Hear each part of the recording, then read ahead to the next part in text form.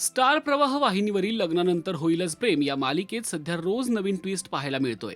जीवा आणि नंदिनीने लपवलेलं सत्य आता सगळ्यांसमोर येणार आहे. आर्याच्या पोटात जीवाचं मूल वाढतंय हे सत्य आता रम्यालाही समजलंय. कारण रम्याने जीवा आणि आर्याला एकत्र हॉस्पिटलमध्ये पाहिलेलं असतं.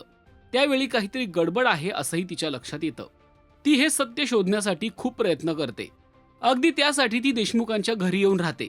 नंदिनी खोटं पोट लावून फिरते हे देखील तिने शोधून काढलेलं असतं. पण त्यावेळी जीवा कशीबशी वेळ मारून नेतो. पण हार मानेल ती रम्या कसली. शेवटी आर्या गरोदर असल्याचं सत्य तिला समजतं आणि तिच्या पोटात जीवाचं बाळ असल्याचा संशय तिला येतो. म्हणून ती सगळ्यांसमोरच आर्याची शाळा घेते. आर्या देशमुखांच्या घरी आलेली असते. त्यावेळी रम्या तिला मुद्दामून पपई खायला देते. उष्ण असल्याने प्रेग्नन्सीमध्ये पपई खाल्ली जात नाही हे रम्याला माहीत असल्याने ती मुद्दामून तसं करते. आर्या पपई खायला नकार देते. तेव्हा तुला आवडत नाहीये की तू प्रेग्नंट आहे असं रम्या सगळ्यांसमोरच तिला विचारते. हे ऐकून आर्या गोंधळते. तसं असेल तर बाळाच्या बापाचं नावही सांग असा हट्ट रम्या धरते. त्यावेळी आर्या पुढे मोठं संकट उभं राहतं. हा तिचा खासगी विषय असल्याचं नंदिनी म्हणत यावेळी मध्ये पडते.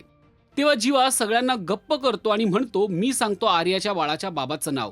तू ही फळं खा. पपई नाही, नकोय मला. म्हणजे आवडत नाही म्हणून की प्रेग्नंट आहेस म्हणून?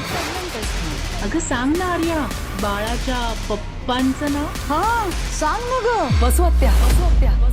रम्या, हा तिचा खाजगी प्रश्न आहे. आम्ही फक्त नाव विचारतोय. आर्या सांग ना, त्या मुलाचं नाव काय आहे ते? मी सांगतो.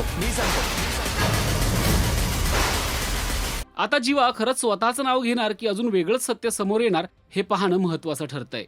तुम्हाला हा ट्विस्ट कसा वाटला ते कमेंट करून नक्की सांगा. आणि मराठी मालिका विश्वातील ताज्या अपडेट बातम्या आणि गॉसिपसाठी सबस्क्राईब करायला विसरू नका. फक्त राजश्री मराठी शोबत.